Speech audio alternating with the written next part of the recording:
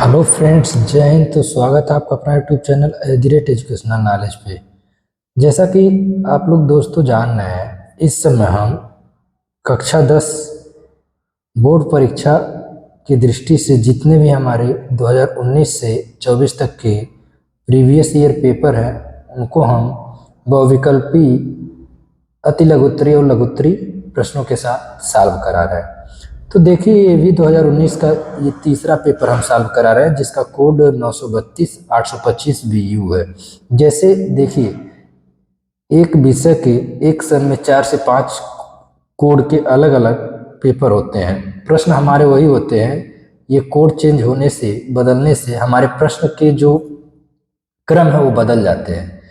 जैसे कहीं यहाँ VR था, CU था, BU, तो मतलब जो यहाँ पहला प्रश्न होगा तो वह VR में देखेंगे 5वां होगा, बस यही होता है। बाकी पेपर सेम होते हैं और कुछ क्वेश्चंस इधर उधर हो जाते हैं, बाकी कोई अंतर नहीं है। आप लोग ध्यान से अच्छे से इस क्लास को देखिए, और अगर हमारे चैनल पर नए हैं तो चैनल को सब्सक्राइब जरूर करिए। पहले हम बहुविकल्पी प्रश्न रोजाना की तरह आज भी सॉल्व करेंगे।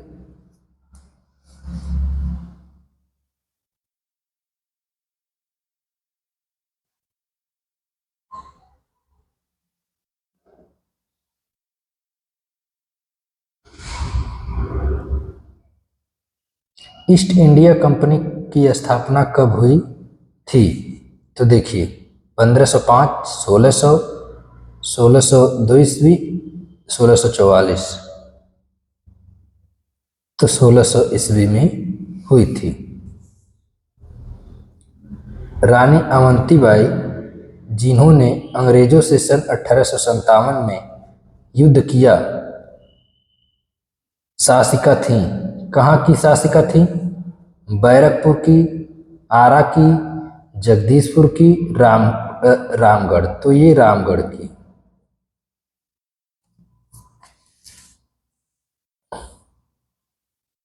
ब्रह्म समाज विरोधी था। आप लोग कमेंट सेक्शन में हमें इस प्रश्न का मोस्टली आंसर देंगे। ब्रह्म समाज की स्थापना कब और किसने किया था? तो देखिए, ब्रह्म समाज जो था वो किसका विरोधी था? बाल विवाह का, स्त्री शिक्षा का, पश्चिमी शिक्षा का, विधवा पुनर्विवाह का। तो ये बाल विवाह का था। और इसके साथ साथ ये सती प्रथा, मूर्ति पूजा, अंधविश्वास, जादू टोने का विरोध करता था। गुट निरपेक्ष आंदोलन का पहला शिखर सम्मेलन कहाँ हुआ था? नई दिल्ली, कोलंबो, बेलग्रेड, यूगोस्लाविया, काठमांडू। तो ये बेलग्रेड यूगोस्लाविया में ही हुआ था। शिमला समझौता किस वर्ष हुआ था? 1965, 1972, 1998, 2001। तो सन 1972 में शिमला समझौता हुआ था। आप लोग बताएंगे उस समय वर्तमान भारत के प्रधानमंत्री कौन थे? जितना होमवर्क देते हैं आप लोग कमेंट्स में अपने आंसर्स नहीं देते हैं, इसका मतलब आप लोग क्लास को पूरा नहीं देखते हैं और ना ही आप लोग पढ़ाई में अपनी रुचि रख रहे हैं। तो देखिए दोस्तों, ऐसे नहीं कुछ होता है। हम अगर 2 से 3 घंटे व्यतीत करके, मेहनत करके आप लोग के लिए 8-10 प्रश्नों को सॉल्व करा रहा हूँ, तो आप लोग का भी दायित्व है कि 4 से 6 घंटे पढ़िए और उसमें इस क्लास को पूरा करिए। और इस क्लास के साथ साथ जो आपको होमवर्क दिया जाता है, कमेंट्स में जो प्रश्न किया जाता है, उसका जवाब ढूंढ करके, पढ़ करके आप लोग जरूर दीजिए। संयुक्त राज्य की विशिष्ट संस्था खाद्य और कृषि संगठन का मुख्यालय कहाँ है? जिनेवा, पेरिस, रोम, न्यूयॉर्क। तो वह रोम में है। आप लोग कमेंट्स में बताएंगे रोम किसकी राजधानी है।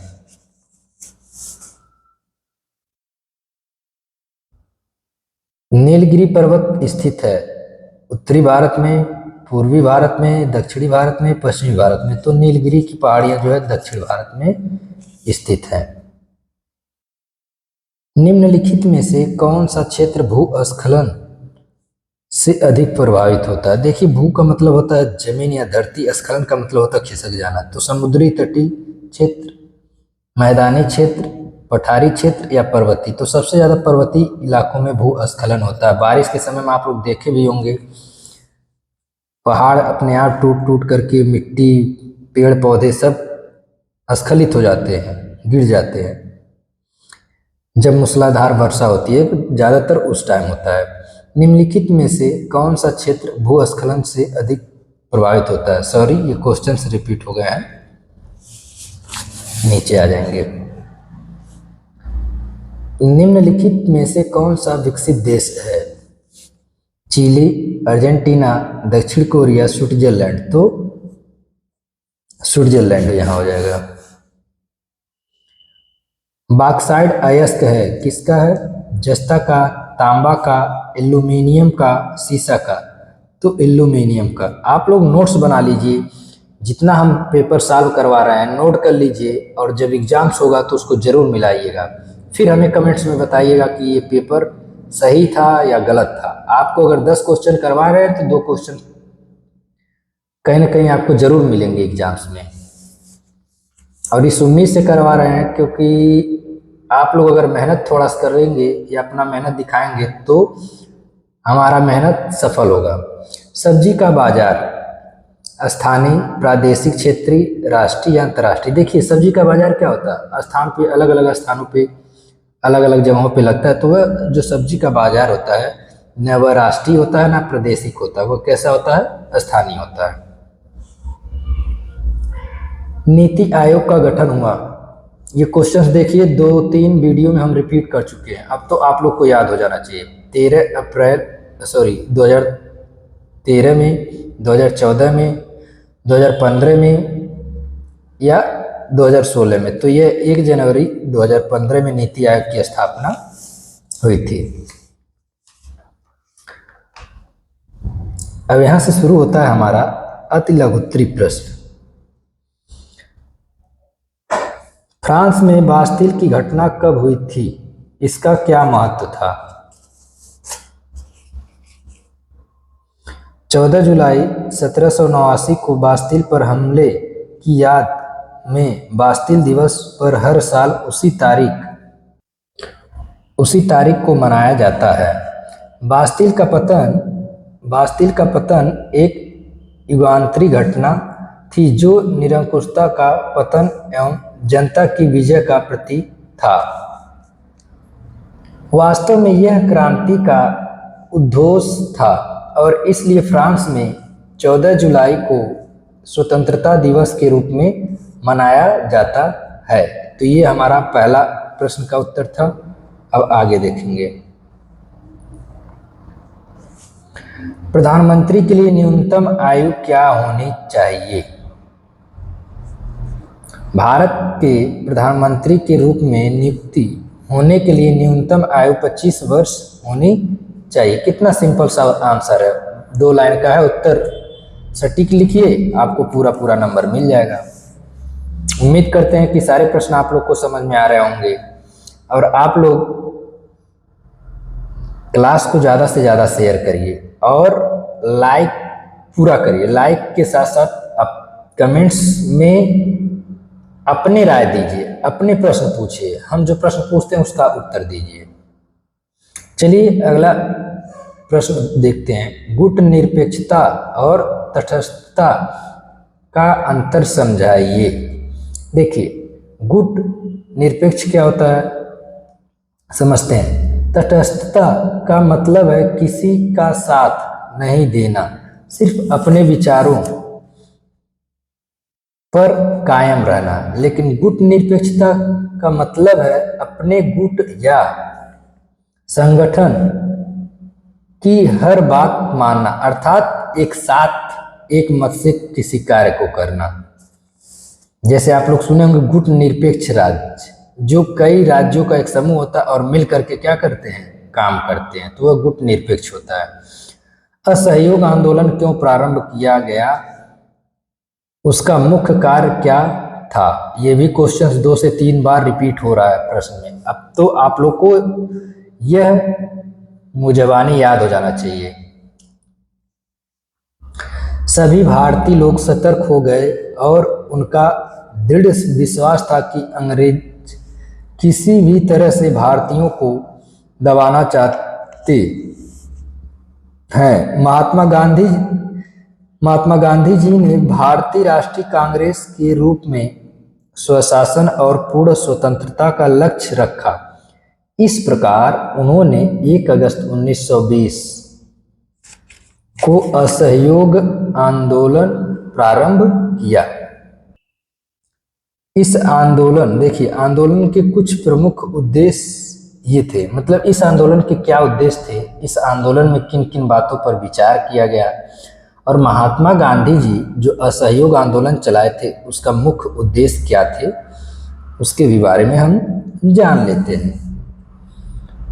पंजाब और तुर्की में हुए अन्यायों का विरोध करना, ये पहला कारण था। दूसरा, स्वराज की प्राप्ति करना। स्वराज का मतलब स्वयं का राज हो, क्योंकि वह सब किसके अधीन थे? अंग्रेजों के, अर्थात भारतीय लोग अंग्रेजों के हाथ क्या थे? गुलाम थे। तो स्वराज की प्राप्ति। जलियांवाला बाग हत्याकांड का विरोध करना। आप लोग कमेंट्स में बताएंगे जलियांवाला बाग हत्याकांड कब हुआ था। रॉलेट एक्ट का विरोध करना। रॉलेट एक्ट भी बताएंगे कब आया था।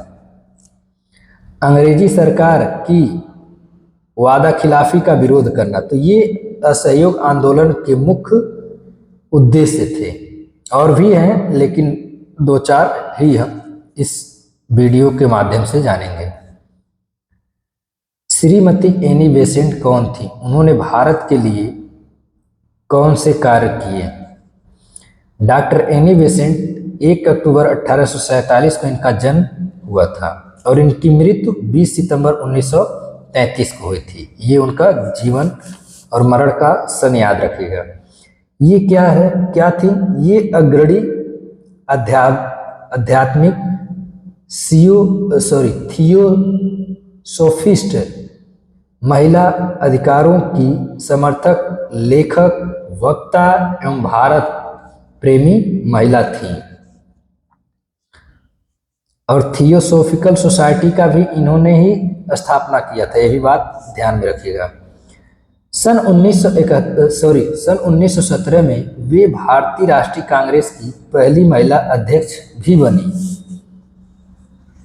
यहाँ से आपको एक क्वेश्चन और मिल जाता है कि भारतीय राष्ट्रीय कांग्रेस की पहली महिला अध्यक्ष कौन थी? एनी बेसेंट थी। एनी बेसेंट से प्रेरणा पाकर भारत के कई समाज सेवकों को बल मिला। इन्होंने माउंट एवरेस्ट पर भी क्या की थी? चढ़ाई की थी। भारत की विदेश नीति के किन्हीं 3 सिद्धांतों का वर्णन कीजिए।